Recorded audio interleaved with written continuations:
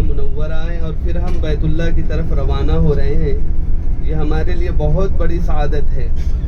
اور یہ عمرہ جو ہمارا ہوگا مدینہ منورہ سے بیت اللہ کی طرف جب ہم جا رہے ہیں، یہ جو عمرہ ہوگا، یہ عمرے کی اہمیت اسی طرح ہے جیسے ہم ناگپور سے نکلے تھے، احرام باندھے جدہ ایئرپورٹ سے، بمبئی ایئرپورٹ سے احرام باندھے، بالکل اسی طرح ہے۔ اور ہمارا داخلہ بھی حرم میں اسی طرح ہوگا جس طرح ہم آئے تھے پہلی مرتبہ، نگاہوں کو جھکاتے ہوئے، بغیر نگاہ پڑے کعبہ جب سامنے ہو، جب نگاہ پڑے۔ تو یہ اللہ تبارک و تعالی نے ہمیں بہت بڑی سعادت نصیب فرمائی کہ 2 مرتبہ، بہت سے جو ٹور والے ہیں ان کے لیے صرف ایک ہی مرتبہ ایسا ہوتا ہے کہ کچھ دن مکہ میں رہتے ہیں اور کچھ دن مدینہ میں رہ کر روانہ ہو جاتے ہیں۔ یہ ہمارے لیے بڑی سعادت کی بات ہے۔ اور ابھی ہم مدینہ سے روانہ ہو رہے ہیں، یہ ہمارے لیے بہت دکھ کی بات ہے اور بہت غم کی بات ہے کہ ہم نبی اکرم صلی اللہ علیہ وسلم کے پیارے شہر کو الوداع کہہ کر ہم پھر مکہ کی طرف جا رہے ہیں اور وہاں سے پھر ہم روانہ ہو جائیں گے۔ میرے دوستو، یہ بات ضروری جان لینا چاہیے، ہر شخص کو یہ معلوم ہونا چاہیے کہ مدینہ کی زیارت، آپ صلی اللہ علیہ وسلم کے قبر اطہر کی زیارت، یہ نہ عمرہ کے فرائض میں سے ہے، نہ واجبات میں سے ہے، اور نہ حج کے فرائض اور واجبات میں سے ہے۔ عمرہ کے واجبات اور فرائض تو آپ کو معلوم ہی ہو گئے کہ احرام باندھنا، طواف کرنا یہ فرض ہے، اور سعی کرنا صفا مروہ کی اور حلق کرنا، سر منڈانا یہ واجب ہے۔ لیکن ہم مدینہ منورہ کیوں آتے ہیں؟ یہ پیارے حبیب صلی اللہ علیہ وسلم کی محبت کی وجہ سے آتے ہیں کہ آپ صلی اللہ علیہ وسلم اس امت سے اتنی محبت کرتے تھے، اتنی شفقت تھی اس امت سے کہ روتے تھے کہ اللہ میری امت کو اکیلا نہ چھوڑ، اللہ میری امت کو جنت میں ڈال دے۔ ہمیشہ امت کی فکر رہتی تھی، ہمیشہ امت کا درد رہتا تھا، حتیٰ کہ امت کے غم میں اتنا روتے تھے کہ سینے سے ہانڈی جیسے پکتی اس طرح سے آواز آیا کرتی تھی۔ آپ صلی اللہ علیہ وسلم کی وصال کا وقت ہے، حضرت جبرائیل علیہ السلام آئے، ساتھ میں ملک الموت ہے۔ حضرت جبرائیل علیہ السلام نے اجازت چاہی کہ اللہ کے نبی ملک الموت آئے ہیں، اللہ سے ملاقات کرنے کا آپ شوق رکھتے ہیں، آپ کو جانا ہے۔ تو کہا کہ اللہ سے پوچھ کے آؤ کہ میری امت کو اکیلا تو نہیں چھوڑیں گے۔ جب تسلی ہو گئی تب آپ صلی اللہ علیہ وسلم نے کہا ٹھیک ہے، اب اللہ سے ملاقات کا وقت ہے۔ تو اتنی کریم ذات، اتنی شفیق ذات، اگر ہم اس کے در نہ آئیں تو یہ قساوت قلبی ہے، یہ بہت بے وفائی ہے۔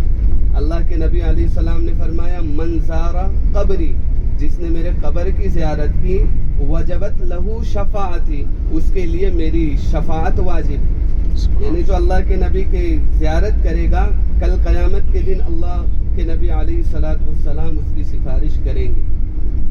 تو آپ صلی اللہ علیہ وسلم ہجرت کر کے جب وہاں سے نکلے، مکہ والوں نے آپ کو ستایا، جب انتہا ہو گئی ستانے کی تو آپ نے ہجرت کا ارادہ فرمایا۔ تمام کفار اور مشرکین آپ صلی اللہ علیہ وسلم کو قتل کرنے کے لیے، شہید کرنے کے لیے انہوں نے ایک پلاننگ بنائی کہ اس میں کئی قبائل مل گئے کہ تمام قبیلے کے ایک آدمی مل جاؤ، سب مل کر یکبارگی حملہ کریں گے تو بنی ہاشم کس سے مقابلہ کریں گے، وہ ویسے ہی تھک جائیں گے۔ تو اس طرح ایک پوری پلاننگ بنا کر آپ صلی اللہ علیہ وسلم پہ حملہ کرنے کا انہوں نے ارادہ کیا۔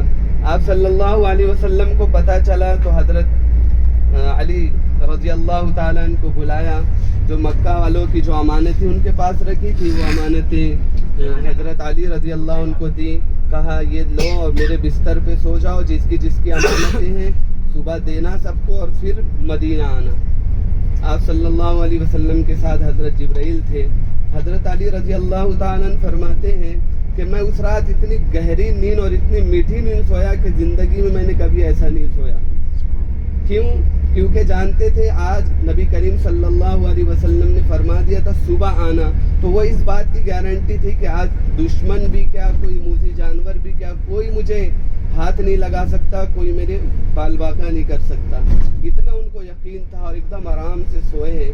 صبح ہوئی، دشمن دیکھتے رہ گئے، اللہ کے نبی نے مٹی اٹھا کر پھینکی، سب کی آنکھوں پہ پردہ پڑ گیا. تو آپ صلی اللہ علیہ وسلم وہاں سے نکلے ہیں. 14 دن کا سفر تھا، 14 یا 15 دن کا. 1 ہفتہ لگا یہاں مسجد قباء میں آ کر آپ صلی اللہ علیہ وسلم نے. آپ ٹھہرے ہیں حضرت ارقم بن ادم رضی، حضرت کلثوم بن ادم رضی اللہ تعالی عنہ کے گھر پر. کلثوم یہ اصل میں مردوں کا نام ہوتا ہے، لڑکیوں کا نام نہیں ہوتا. لڑکیوں کا نام کلثوم ہوتا ہے. تو ان کے گھر ٹھہرے اور ہفتہ بھر مسجد قباء کے پاس آپ صلی اللہ علیہ وسلم ٹھہرے ہیں. پھر حضرت علی رضی اللہ تعالیٰ عنہ آئے. اس کے بعد آپ صلی اللہ علیہ وسلم مدینہ منورہ میں داخل ہوئے. مدینہ منورہ کی آبادی اس وقت جتنی مسجد نبوی بنی ہوئی ہے اتنی ہی مدینہ منورہ کی آبادی تھی اس وقت آپ صلی اللہ علیہ وسلم کے. تو آپ صلی اللہ علیہ وسلم کی اٹھنی جب مدینہ منورہ میں داخل ہوئی تو ہر صحابی ہر شخص یہ چاہتا تھا صحابی کہ آپ صلی اللہ علیہ وسلم ہمارے مہمان بنے.